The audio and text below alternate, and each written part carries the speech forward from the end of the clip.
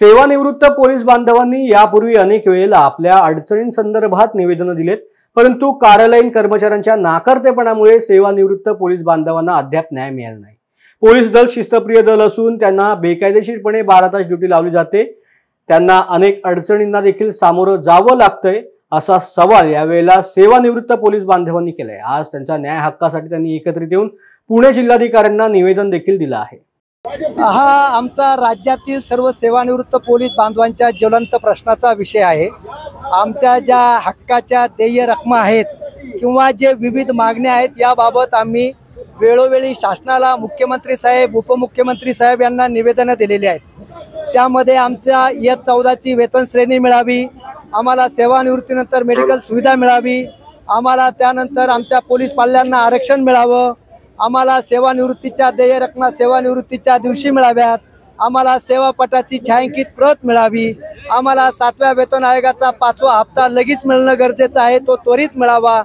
अशा विविध मागण्या या दिलेल्या होत्या, परंतु त्याबाबत कसल्याही प्रकारची विचारणा किंवा त्याच्यावर पूर्तता झाली नाही। हे सर्व कार्यालयीन कर्मचाऱ्यांचा दिरंगाई आहे। आमच्या अधिकाऱ्यांना एवढा वेळ नाही। तुम्हाला माहिती आहे की पोलीस आयुक्त किंवा पोलीस अधीक्षक असू द्या, हे कामामध्ये व्यस्त असतात आणि हे धारावेचं मारावे करून आम्हाला त्यापासून परावृत्त करतात। म्हणून त्यामुळे आमच्या बांधवांचं अतोनात नुकसान होत चाललेलं आहे। सांगायचं तात्पर्य साहेब, शासन आदेश असा नाही 12 तास किंवा 24 तासाचा। आमचा पोलीस बांधव फक्त शिस्तीच्या नावाखाली 12 तास किंवा 24 तास हा राबून घेतला जातोय। मला माहिती अधिकारामध्ये माहिती पण मिळालेली आहे, त्यामुळे की 12 तासाचा शासन निर्णय अस्तित्वात नाही आणि त्याचबरोबर कोणताही स्थायी आदेश पण नाही।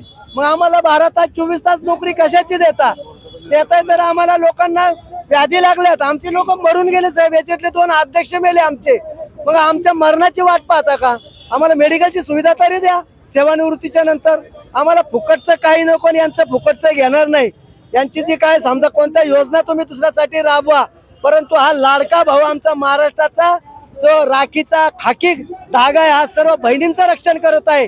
तर या भावाचं काहीतरी यांनी पाहायला पाहिजे।